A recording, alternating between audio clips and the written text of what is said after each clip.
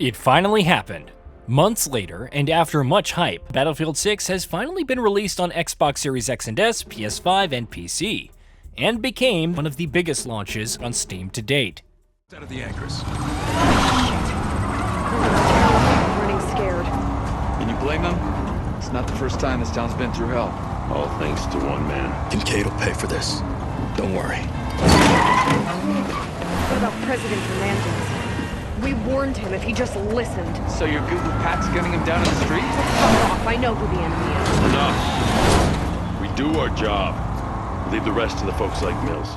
This shouldn't be too surprising. Analysts estimated more than 1.8 million sales on the platform before launch, with over 100 million in revenue. The open beta was also extremely popular. The peak concurrent player count on Steam surpassed that of Call of Duty in its entirety. However, shortly after launch, Battlefield 6 reached a peak of 747,440 concurrent players. This isn't just above and beyond anything that Call of Duty has achieved on Steam. It's several times higher than the lifetime peaks for Battlefield 5 and 2042. Server queues are in the tens of thousands at this time. A bug on the EA app meant that those who owned the game on the publisher's own storefront couldn't play, causing them to refund and purchase it again on Steam. While Xbox and PlayStation numbers remain to be determined, there's no doubt that the shooter has sold millions already in its first day. After years of doubt and stagnation, we can finally say it. Battlefield is back. For those on the outside looking in, it isn't just the fact that multiplayer is a fun time, even with its issues, the map sizes, lack of dynamic weather, no naval warfare, etc., or that the campaign is better than many reviews give it credit for. Spoiler, it's a mixed bag.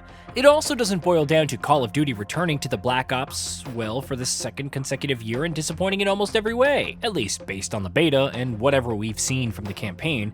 It's not even like there haven't been other realistic military shooters to fill the void left by Battlefield. Hell Let Loose comes to mind, whether you're in the mood for a World War II setting or something more contemporary. For many, it's the feeling that only a new Battlefield could bring, but I think it goes even deeper. It's also about the sheer amount of effort that's gone into the experience and not just from the number of studios on board. DICE, Ripple Effect, Criterion, and EA Gothenburg, formerly Ghost Games, all worked on Battlefield 2042, and the results were, to put it nicely, an absolute disaster. Just a few months later, Electronic Arts announced a complete revamp to its Battlefield approach, uniting its multiple studios, with Motive joining the fray. Despite the silence and lack of announcements for more than 3 years, the collective, eventually dubbed Battlefield Studios, continued plugging away, even as rumors emerged about how the campaign wasn't coming together under Ridgeline Games and EA sought a seemingly impossible player number. There was still some hope, with Zampella confirming a return to a modern setting and getting back to the peak of Battlefield. Specifically Battlefield 3, 4, and even 1942, it felt like the team was cooking something special. However, rather than outright announcing it, the studios revealed Battlefield Labs, a massive playtest initiative to help build the game alongside players.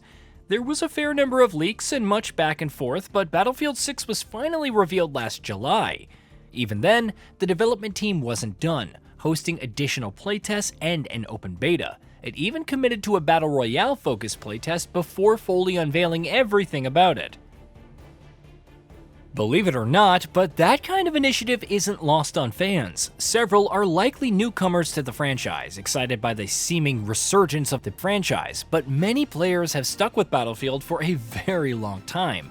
The series' identity, its classes, realistic destruction, massive environments, combination of vehicular and infantry combat, and objective-focused gameplay, spoke to them in a way that Call of Duty did not.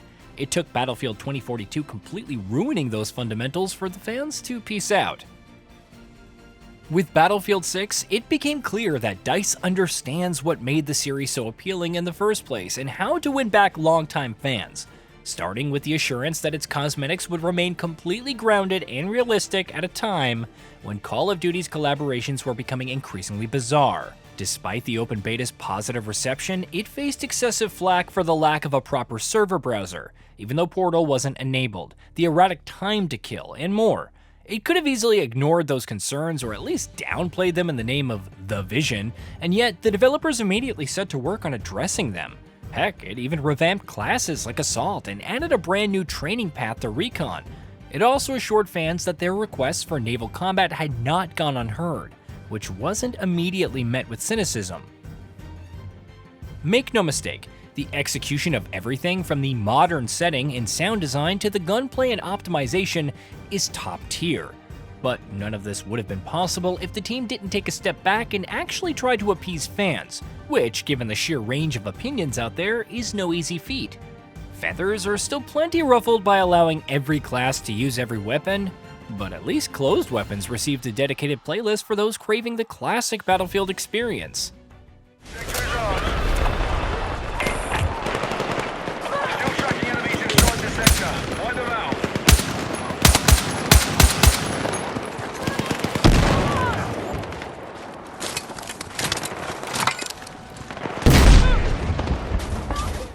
I say this often for pretty much every multiplayer shooter, especially one with a live service model, as solid as the launch may be, the real test will be after. Not just in the post-launch roadmap and how much content the teams can consistently deliver, or the monetization. This is still a $70 title from Electronic Arts after all, but in how it responds to feedback. Battlefield 5 improved significantly through various updates over the years, and yet a single patch with sweeping changes to time to kill was all it took to turn fans against it. The explosive popularity of Battlefield 6 is enough for most players to ignore its most nagging flaws, but not forever. Sooner or later, DICE will have to respond to the various demands and calls for changes. Even something as simple as Battle Royale not being a fun time would be enough to turn positive sentiment against it. Whether it continues to embrace the current model of communication and work with fans to improve things remains to be seen. After all, no live service shooter has a spotless record. However, what's most important in the here and now is that Battlefield is back, and tons of fun to play. It's fun to go on the flank and take out an enemy squad while reviving your downed allies, or go on a tear with a tank and destroy buildings left and right.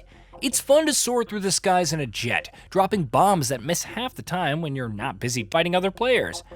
Whether there was despair and widespread sadness at how DICE had massacred the franchise, there's a rediscovery of all those elements that make it so near and dear to longtime fans.